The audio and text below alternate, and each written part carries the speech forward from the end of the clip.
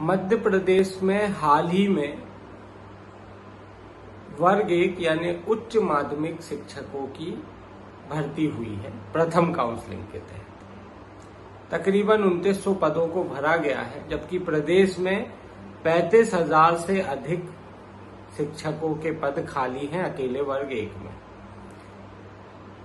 इससे समझा जा सकता है कि मध्य प्रदेश के स्कूल की शिक्षा व्यवस्था किन हाथों में है, कैसे है और अब कैसे वो आगे ये शैक्षिक सत्र में पढ़ाई की व्यवस्था हो पा रही है, इससे अंदाजा लगाना कोई रॉकेट साइंस नहीं।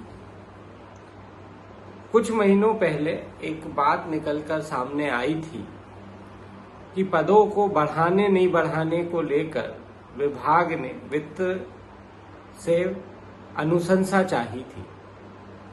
वित्त ने उसमें अनुशंसा भी दी और उसके बाद फिर कोई अपडेट नहीं आ सका कि सरकार की पदों को लेकर क्या मंशा है। हालांकि उस समय ये तथ्य आया कि चूंकि ईडब्ल्यूएस मामले में वर्ग 1 शिक्षक भर्ती की नई ज्वाइनिंग पर ही रोक लगी है, ऐसे में पदों की बात कौन करे, पद वृद्धि की बात कौन करे। बात करना बेमानी भी होती, क्योंकि न्यू ज्वाइनिंग पर ही जब रोक लगी है तो भविष्य में पदों के बढ़ाने की बात करना ही उचित थी।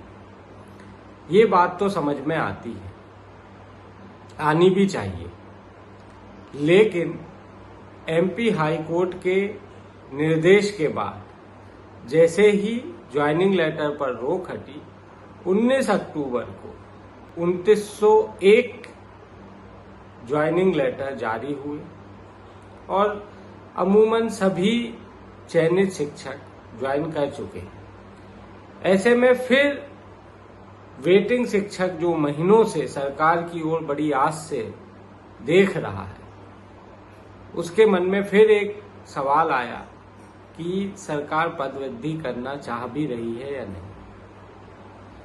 सरकार अपने काम में व्यस्त है, मस्त है, और इस बीच में वेटिंग शिक्षकों ने सरकार को दिवाली की शुभकामनाएं भेजी। मुख्यमंत्री डॉक्टर मोहन यादव को शुभकामनाएं भेजी है, स्कूल शिक्षा मंत्री राव उदय प्रताप सिंह को शुभकामनाएं भेजी। इसके साथ ही एक प्रेस नोट जारी करके अपनी मंशा जाहिर कर दी है। क्या है वो प्रेस नोट, वो भी हम बताएंगे। पहले ये समझना होगा कि पदों की वृद्धि के लिए इतना बवाल क्यों काटा जा रहा है। देखिए, 35,000 पद खाली होना तो अपने आप में एक चिंता का विषय है।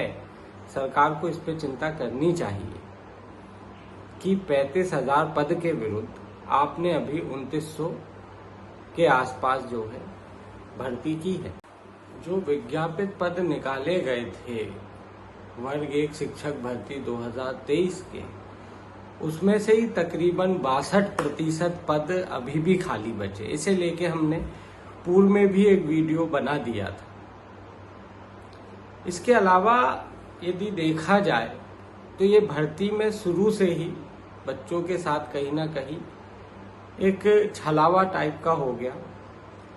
इतने कम पद इस भर्ती में दिए गए कि आप देखिए 16 विषयों में भर्ती होना है, उसमें भी आधे से अधिक पद या लगभग आधे पद बैकलॉग के हुए हैं और फ्रेश पद आधे भी नहीं है। अब यदि जब इनको आप सारी कैटेगरी जो आरक्षित श्रेणी है, वो ईडब्ल्यूएस हो, ओबीसी हो, एससी एसटी हो, अतिथियों का अलग इसमें कोटा है, यदि ये सारी रिजर्वेशन वाली कैटेगरी को हम हटा दें तो जो अनरिजर्व्ड कैटेगरी, अनारक्षित श्रेणी है, और 16 विषयों में जब पद बांटे जाए तो कुछ विषय ऐसे हैं जहां टॉप 5 में आने वाला बच्चा भी भर्ती नहीं हो पा रहा है। सालों साल में भर्ती निकल रही है और उसके बाद ये स्थितियां हैं।